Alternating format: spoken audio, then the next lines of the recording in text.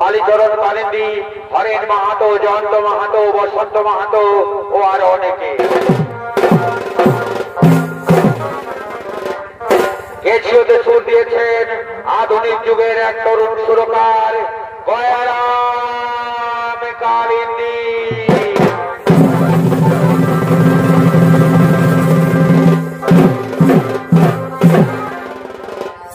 কণ্ঠে সুর দিয়েছেন কৃষ্ণপদ নায়ক সংলাপ অজিত চন্দ্র মাহাতো।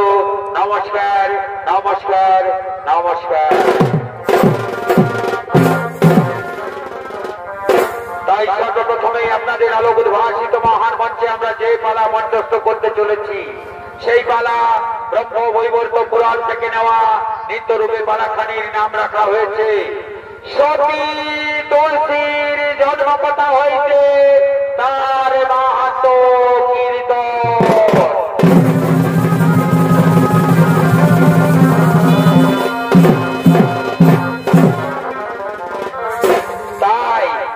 তাই একদিন স্বর্গপুরে লক্ষ্মী ও সরস্বতীর মধ্যে বিবাদ বাঁধে কে বড় তাই নিয়ে। তাই লক্ষ্মী ও সরস্বতী বিচারের জন্য বৈকুণ্ঠ লোকের দিকে করেছেন আগমন। সঙ্গে রয়েছেন নারায়ণ ও গঙ্গা।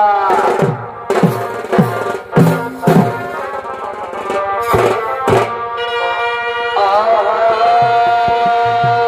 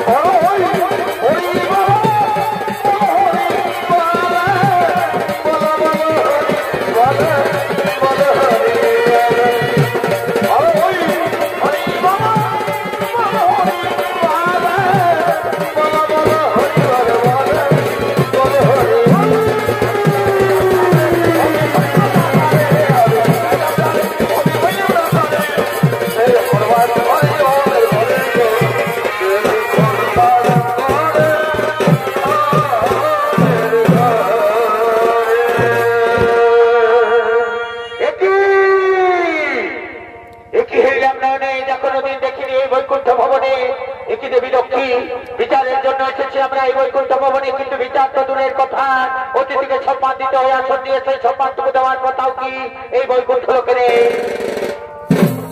ক্ষমা করবে, ক্ষমা করবে সরস্বতী। বৈকুণ্ঠ লোকে লক্ষ্মীর স্থান নারায়ণের বাপ পাচ্ছে, নারায়ণের হৃদয়ে, আর নারায়ণ নিজেই আমাকে স্থান দিয়েছেন ওনার চরণ তলে থাকার, তাই এই বৈকুণ্ঠ লোকে তোমার বসার স্থান হতে পারে না।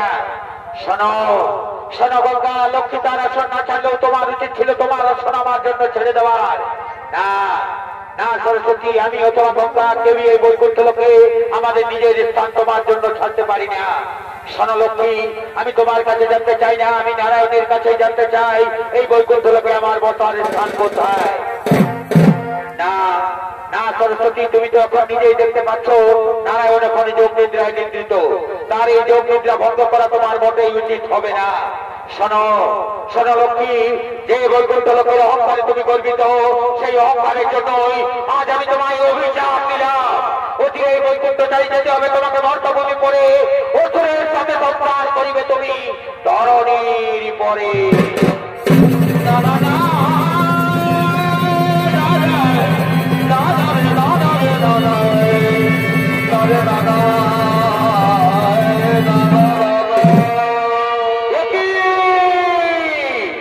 একই করিলে সরস্বতী, তুমি তোমার শত্রুতা তোমার শোনে, তবে বিনা কারণে কেন তুমি অভিযুক্ত করিলে লক্ষ্মীরে?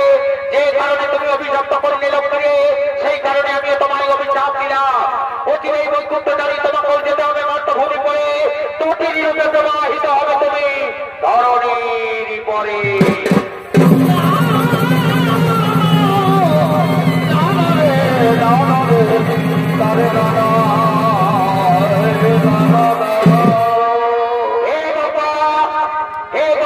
লক্ষ্মীর কারণে তুমি করিলে আমার অভিশাপ, সেই কারণে আমিও তোমায় দিলাম অভিশাপ। নারায়ণের চরণ ছাড়ি তোমাকেও যেতে হবে মর্তভূমি পড়ে, প্রবাহিত হবে তুমি যত পাপীদের উদ্ধারিবার তরে।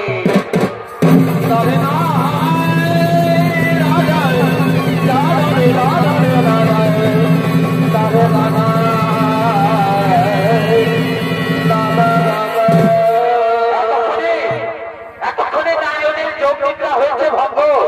নারায়ণ উঠে দেখছেন লক্ষ্মী আজ চিন্তিত, তার আজ বিষণ্ণ বরণ। সঙ্গে সঙ্গে নারায়ণ লক্ষ্মীকে বলছেন, ওগো বধূ বিষ্ণুপ্রিয়া, ওগো বধূ বিষ্ণুপ্রিয়া, কিবা হেতু তব এই বিষণ্ণ বরণ? জানতে চাই আমি প্রিয়ে তোমার এই চিন্তার কারণ। ওগো প্রিয় সখামোর, ওগো প্রিয় সখামোর, কি করিব তোরে? যোগ নিদ্রায় ছিল তুমি সিংহাসন উপরে, সরস্বতী অভিশাপ করি গেলাম মরে, মর্তভূমে জন্মিব আমি মানবের ঘরে। চিন্তা কেন করো প্রিয়ে, চিন্তা কেন করো প্রিয়? অভিশাপের তোরে ধর্মধ্বজ রাজাকে বর দিলে তুমি তপস্যার করে, ধর্মধ্বজের কন্যা রূপে জন্ম নেবে তার ঘরে। হাসি মুখে যাও প্রিয়ে, বিদায় দাও করে। ওগো প্রিয় স্বামী মোর, ওগো প্রিয় স্বামী মোর, কমল লোচন, মোর অভিশাপ তুমি করো হোমোচন। তোমায় ছাড়ি মর্তভূমে কেমনে থাকিব একা, তুমি বলে দাও প্রিয়তম মোর বৃন্দাবনের সন্ধান।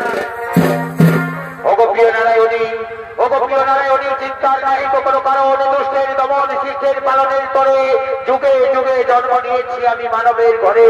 তুমি এসেছ মানবী রূপে বিভিন্ন নাম ধরে, এবারও মানব কল্যাণের তরে জন্ম নেব আমি রাক্ষসের ঘরে।